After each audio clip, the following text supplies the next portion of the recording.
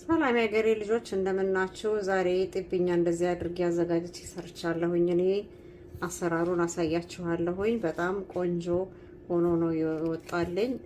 ጥብኛ ማለት እንደዚህ አይነት ትንንሽ ዳቦዎች ማለት ነው። ለፍልሰታ ከጾም በኋላ የሚበሉ የሚያዙ ትንንሽ ናቸው።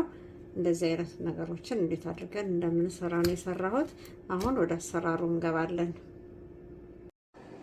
ጥብኛውን ለመስራት ያዘጋጀሁት እነዚህ የምታዩቸውን ቅመሞች ነው። የአብሽ ዱቄት፣ ጥቁር አዝሙድና ካሜራ እርሾ ነው ያዘጋጀሁት።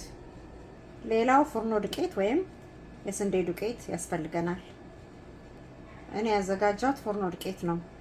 ከዛ እንደዚህ አይነት ማፍኪያ አዘጋጅተን እነዚህን ቅመሞቹንና ካሜራውን በመጀመሪያ በደንብ አድርገን እንበጠብጠዋለን።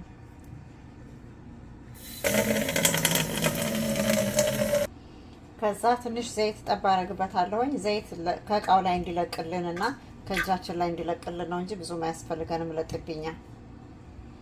ከዛ ካሜራው ከማሟልን ከተዋሃደልን ሁሉም ነገር በኋላ ዱቄታችንን እንጨምራለን። በምንፈልገው መጠን ነው የምናቦካው፣ እንደ ብዛታችን ማለት ነው። እኛ ጋር ሙቀት ስለሆነ በቀዝቃዛ ውሃ ነው የማቦካው። ይሄው እኔ እንደዚህ አብክቻለሁኝ። አሁን ኩፍ እስከሚል ድረስ እንጠብቀዋለን። ሊጡ ቦክቷል። እንደዚህ ቆንጆ ሆኖ በደንብ ሲቦካ ደግሞ ዳባችንም ቆንጆ ይሆንልናል። ይሄን ይመስላል። ቅድም ጨው አልነሰነስኩኝም። ትንሽ ጨው ነስንሼ እሽት አደርገዋለሁኝ። ጨውም ስኳርም ማድረግ ይቻላል። ሊጡን መለስ አድርጌ እንደዚህ አሽቸዋለሁ። ምጣድ ለኩሻለሁ። ጥብኛ በትንንሹ ነው የሚጋገረው። እንደዚህ በትንንሹ ጥብኛ የሚባለው። ትልልቅ ከሆነ ግን ሽሌ ነው የሚሆንብን። ጥብኛ ትንንሽዬ ነው የሚጋገረው። ለፍልሰታ 16 ተቆጥሮ ተይዞ ይሄዳል። በትንሿ እንደዚች። እኔ በጣም አላሳሳውም። እንደዚህ ድቡልቡል እንዲል ቡጥ እንዲኖረው በትንንሹ አድርጌ ምጣዱን ሞልቼዋለሁኝ።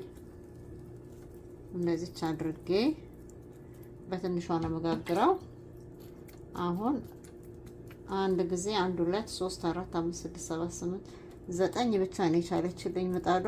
ከዛ በላይ አላደረኩበትም ለመክደን ስለማይመቸኝ።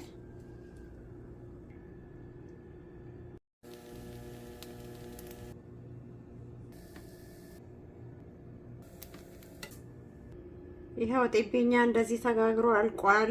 አስጠግቼ ስለቀረጽኩት ነው እንጂ በጣም ትንንሽ ናት። ይውላችሁ ጥቤ ናት። ይችላል ተካክለው ትንንሽ ናት።